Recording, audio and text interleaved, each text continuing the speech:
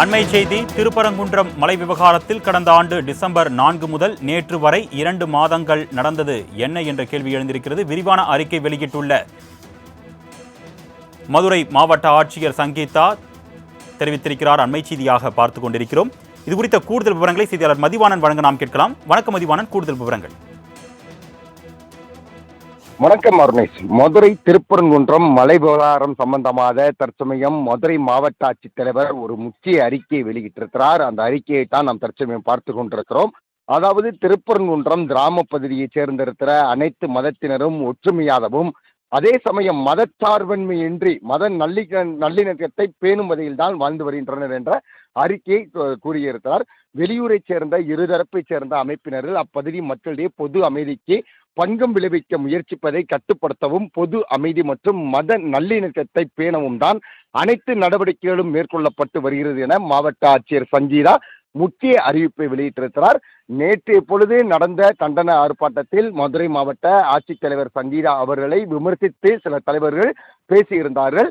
அதில் குறிப்பிட்டு சொல்ல வேண்டும் என்று சொன்னால் ராஜா போன்றோரெல்லாம் மதுரைக்கு மட்டும்தான் அவர் ஆட்சித்தலைவர், மதுரைக்கு மட்டும்தான் அவருடைய அதிகாரம் செல்லும் என்ற உச்சபட்ச கருத்தை தெரிவித்திருந்தார். அதற்கு அடுத்தபடியாகத்தான் தற்சமயம் மதுரை மாவட்ட ஆட்சித்தலைவர் அந்த மலை விவகாரம் குறித்தான ஒரு முக்கிய அறிவிப்பை வெளியிட்டிருக்கிறார். அது முழு விவரத்தை நாம் பார்த்தோமானால் திருப்பரங்குன்றம் மலை விவகாரத்தில் அமைதி பேச்சுவார்த்தை கூட்டத்தில் திருப்பரங்குன்றம் நகரைச் சேர்ந்த இரு சமூகத்தினரும் ஏற்கனவே உள்ள வழிபாட்டு நடைமுறைகளை தனிப்பட்ட முறையில் கந்தூரி கொடுப்பதை தொடர்ந்து பின்பற்றவும் அதில் வெளிநபர்கள் யாரும் தலையிட்டு குழப்பத்தை ஏற்படுத்துவதை அனுமதிக்க மாட்டோம் என எழுத்துப்பூர்வமாக தெரிவித்திருக்கின்றனர். மதுரை மாவட்ட ஆட்சியர் தற்சமயம் அவ்வாறு தெரிவித்திருக்கிறார்.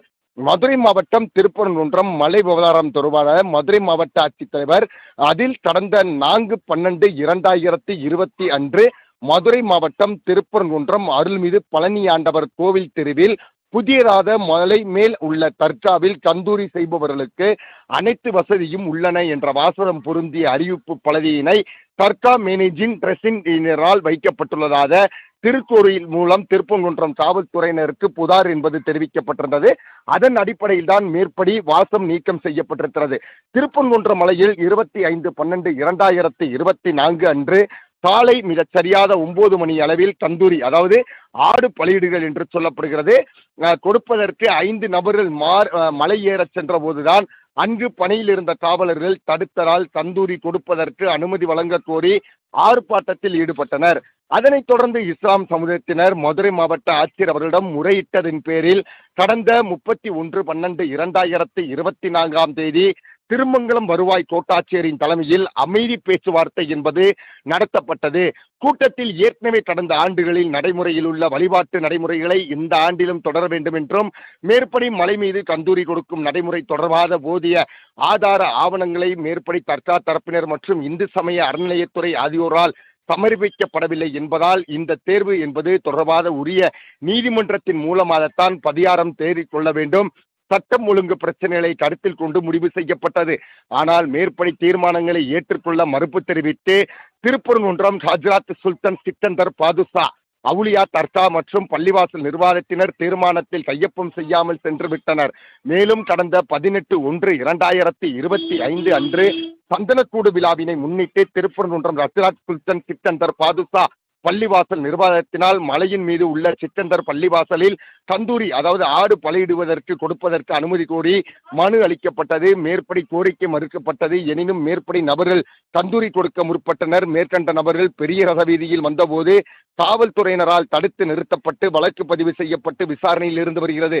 18/1/2025 அன்றுதான் இந்து முன்னணி அமைப்பைச் சேர்ந்த 200 நபர்கள் அதன் மாநில தலைவர் திரு சாடேஸ்வர சுப்பிரமணியன் தலைமையில் RSS மற்றும் பாஜக கட்சியினருடன் திருப்பரங்குன்றம் SP மடாலில் ஒரு கூட்டம் நடத்தப்பட்டு அனுமதி பெறாமல் திருப்பரங்குன்றம் கோவிலில் வந்து திரும்பிய போது அவர்களுக்கு எதிராக திருப்பரங்குன்றம் காவல் நிலையத்தில் வழக்கு என்பது பதிவு செய்யப்பட்டு விசாரணையில் இருந்து வருகிறது.